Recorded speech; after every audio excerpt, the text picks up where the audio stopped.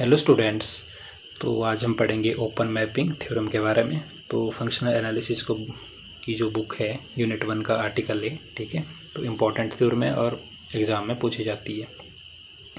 तो इसकी स्टेटमेंट पढ़ेंगे पहले हम, ठीक है, और फिर इसका सॉल्यूशन करेंगे। तो इसकी स्टेटमेंट क्या है? Let B and B dash B Banach spaces. Clear? If T is a continuous linear transformation of B on to B dash, then T क्या होगा हमारे पास? T is an open mapping. तो ये होगी इसकी स्टेटमेंट। तो इम्पोर्टेंट है, ठीक है। तो इसके बाद हम करेंगे इसका सॉल्यूशन। तो आपको गिवन तो दिया गया है कि जो हमारे पास जो टी है वो क्या है? लीनियर ट्रांसफॉर्मेशन है। कैसी है? Continuous and onto. तो ये आपने लिख देना है कि given the linear transformation T की जो मैपिंग है वो है B to B dash is a continuous and onto, ठीक है। टी कैसा है? कंटिन्यूस और है ऑन टू। तो आपने क्लियरली लिख देना है इसमें। तो आपको प्रूव क्या करना है? We shall show that T is an open map, then T is an open mapping, ठीक है। तो आपको क्लियरली दिया गया कि क्या शो करना है। तो अब आपने क्या कर दिया कि let G be an open set. आपने एक जी क्या ले लिया है? ओपन सेट इन बी में, ठीक है। Then we are to show that T G is an open set. तो आपने शो क्या करना है कि जो हमारा टी जी है वो क्या है? ओपन सेट है। क्लियर? तो इसके लिए आपने कर लिया पहले कि let y belong to T G, then there exist x belong to G, तो such that y is equal to T of x, ठीक है। सिंस तो हमारे पास जो जी है वो तो ओपन था, ठीक है। तो जी इज ओपन सेट। तो अगर आपके पास जी ओपन है तो there exist open spare. Clear? तो आपको पता है कि ओपन स्पेयर क्या होता है? S x comma r in B, ठीक है। सच दैट, तो जो हमारा एस एक्स कॉमा आर है इस विच इज कंटेन्ड इन जी, ठीक है। इसको दे दो आप इक्वेशन 1। तो वी कैन राइट, तो आप इसको किस तरीके से लिख सकते हैं? एस एक्स कॉमा आर को this is equal to x plus S r, ठीक है। आपने इसको इस तरीके से लिख दिया। वेयर जो आपके पास एस आर है इसमें, ठीक है, S r is an open sphere in B, ठीक है। तो एस आर था इसमें, वो क्या है? Open sphere. तो सो एस एक्स को r is equal to S x plus S r, ठीक है, जो आपने लिखा था। एंड अगर आपको एस आर लिखना हो तो एस आर की वैल्यू क्या होगी? S r is equal to r S one. Clear? अब आपके पास नेक्स्ट चलेगा। तो वी हैव, अगर वाई बिलोंग कर रहा है open sphere S x comma r को, तो क्या होगा? तो इफ़ एंड ओनली इफ़ जो हमारा y माइनस एक्स की नॉर्म है this is less than equal to r, और if and only if z की जो नॉर्म है this is less than equal to r, क्योंकि जो हमारे पास y माइनस एक्स की वैल्यू है वो है z, ठीक है। आपने दिया है इधर, मैंने दिया लिख के कि वेयर जो y माइनस एक्स है this is equal to z। Clear? तो आपने इसकी जगह z लिख दिया, this is less than are.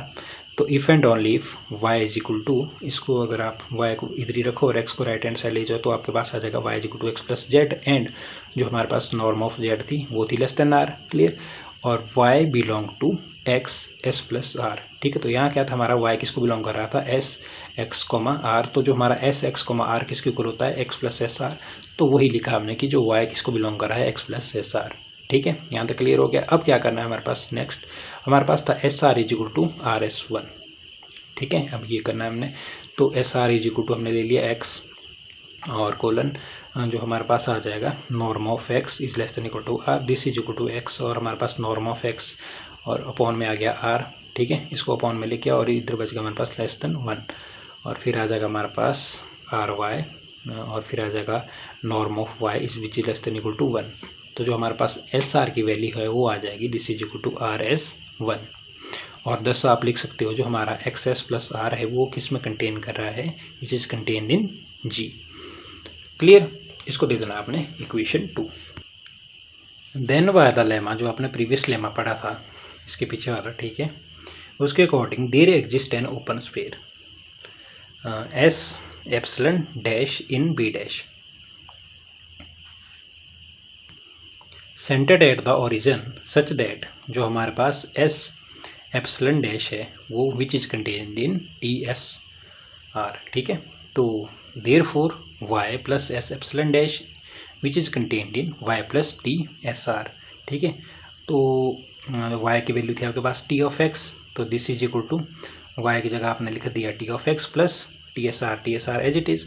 अब एक्स टी कॉमन ले लो, एक्स प्लस एस आर अंदर रह गया ब्रैकेट के अंदर, और अब आपने इसको, आप इस टर्म को कैसे लिख सकते हो? यहाँ दिया गया है, इसको लिख सकते हो आप S dash y comma epsilon. तो आपने वही किया, ठीक है। सॉरी, इधर हमारा कॉमा आएगा, ठीक है, इधर जमा नहीं है, क्योंकि आप इस टर्म को इस तरीके से लिख सकते हो वाई कॉमा एप्सिलॉन। तो ये है हमारे पास S dash y comma epsilon which is contained in, ये टर्म है हमारे पास T x plus S r, और दिस जो एक्स प्लस एस आर है वो क्या है हमारे पास जी, तो which is contained in T का टी इधर आ गया G by 1 according to equation 1, ठीक है। तो thus we have shown that each point y belong to Tg, there exists an open sphere in B dash centered at y and contained in Tg. Consequently Tg is open. तो ये थी open mapping theorem, तो important article है, ठीक है।